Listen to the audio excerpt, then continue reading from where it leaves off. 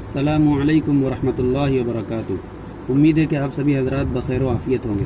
آئیے ہم خط ثلث میں آج کوئی قرآن کی آیت یا کوئی اور جملہ لکھتے ہیں جس میں ہم یہ جانیں گے کہ کس حرف کو کیسے لکھا جائے۔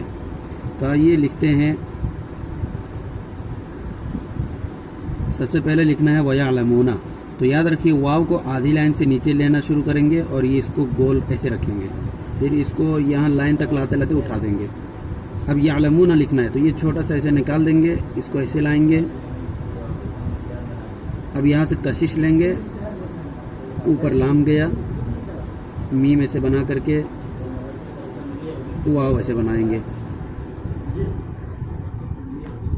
اب نون اسی پر بنا دیں گے تاکہ اچھا لگے۔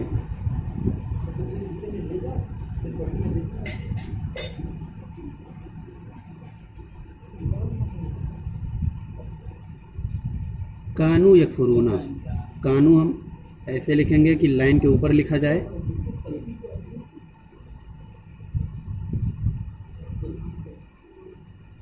یکفرون،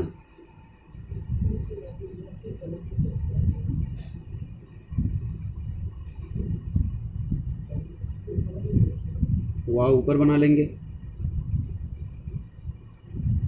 باللہ،